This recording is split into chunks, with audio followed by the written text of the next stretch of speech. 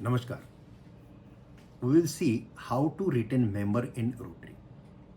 Membership retention के बारे में हम जानेंगे क्योंकि मेंबरशिप रिटेंशन एक बहुत बड़ा चैलेंज है.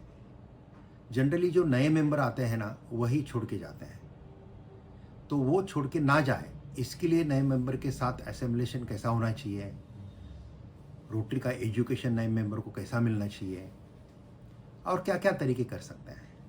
तो हर प्रेसिडेंट को एक ऑलवेज चैलेंज रहता है कि नए नए मेंबर आने चाहिए.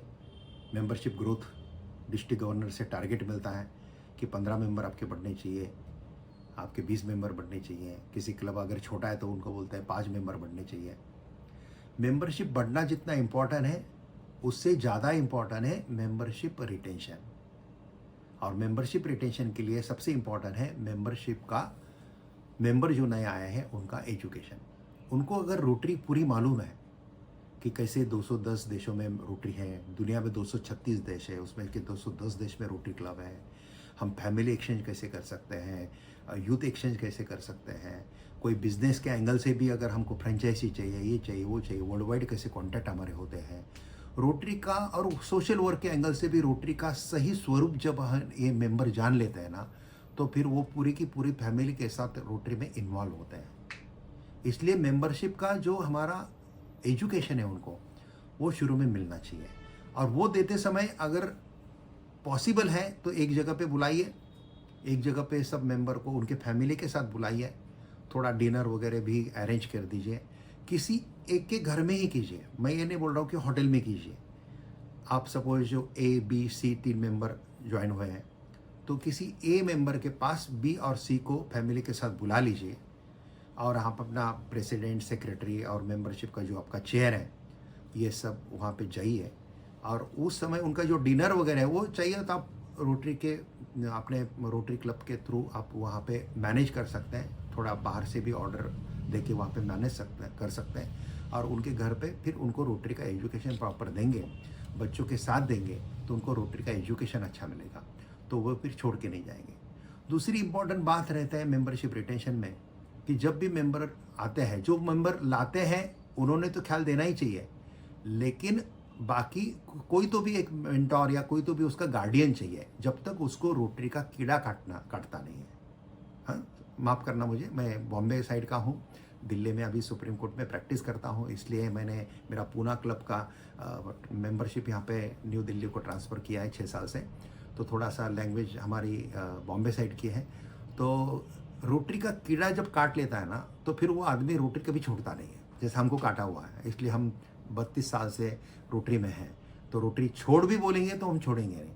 लेकिन एक किसी को कीड़ा पहले 6 महीने में काट लेता है, कभी किसी को 2 साल में भी काटेगा नहीं. तो जब तक वो कीड़ा काटता नहीं उसको तब तक हमको ख्याल देना पड़ता है मेंबरशिप की, वो नए मेंबर के लिए.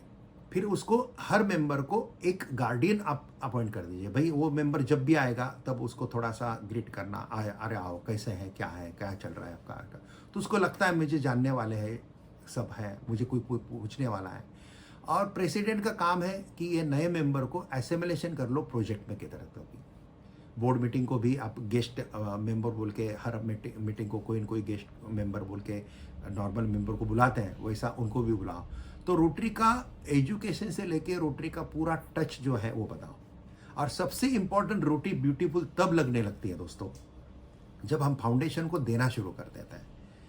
फाउंडेशन को जब देना शुरू कर देते हैं ना तब जो रोटरी ब्यूटीफुल लगती है ना वो बहुत अलग लगती है, क्योंकि देने से हम ईश्वर की तरफ एक पैर डालते हैं और ईश्वर हमारे तरफ फिर 100 पैर डालता है. इसलिए रोटरी फाउंडेशन को जो लोग डोनेशन देते हैं ना ये ना कभी पुअर बनते हैं और ये बढ़ते ही रहता है. ये मेरा पर्सनल एक्सपीरियंस है दोस्तों.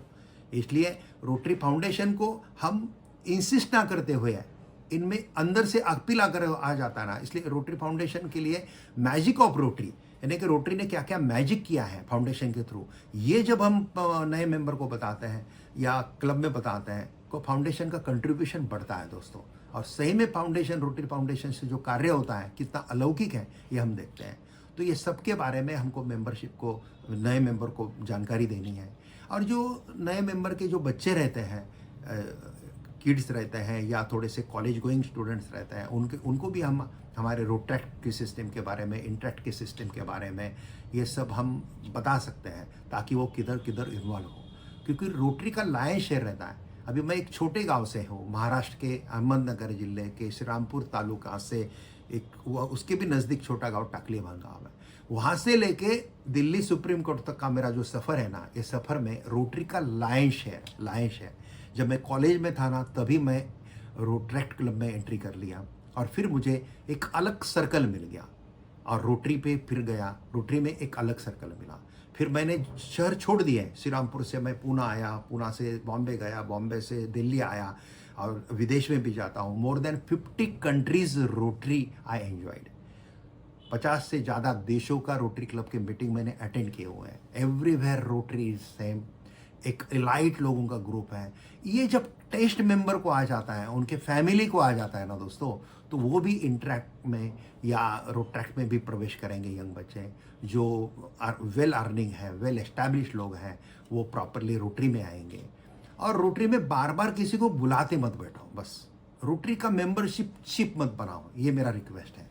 मेंबरशिप के लिए खाली उनको बताओ कि ऐसा ऐसा हमारा क्लब है, ऐसा ऐसा एक्टिविटी चलता है, ये चलता है, अगर आपको आना है तो आप 1-2 मीटिंग को आ सकते हैं, देख सकते हैं। तो अपने आप ही होके ही आते हैं लोग। होके जो आता है ना, वो टिकता भी है, उसका रिटेंशन भी बहुत अच्छा होता है। ये तो मैंने शॉर्ट में बताने की कोशिश की, लेकिन अगर आपके क्लब को कभी मेरी ज़रूरत है, और मुझे भी एपेक्स कोर्ट से प्रैक्टिस से अगर कुछ समय मिला, तो ज़रूर मैं आपके किसी क्लब के एक आधे मीटिंग में 25-30 मिनट का इसका प्रॉपरली प्रेजेंटेशन देके आपको मेंबरशिप रिटेंशन के बारे में ज़रूर मैं कुछ ना कुछ मेरे अच्छे विचार शेयर करने की कोशिश करूँगा। और करंट ईयर में मेरा डिस्ट्रिक्ट चेयर, जोनल चेयर है फॉर मेंबरशिप रिटेंशन, इसलिए जो भी योगदान मैं दे सकता हूँ दूंगा। और डिस्ट्रिक्ट गवर्नर हैं, प्रेसिडेंट सब आप लोग हैं, एजीज़ हैं, सबको मैं इतना ही बोलता हूँ कि मेंबरशिप रिटेंशन के ऊपर अगर फोकस करते हैं और 10% एवरेजली मेंबरशिप ग्रोथ के ऊपर फोकस करते हैं, तो रोटरी का ये जो मेनली मेंबरशिप ग्रोथ का और रिटेंशन का जो टारगेट है, वो टारगेट पूरा हो जाएगा।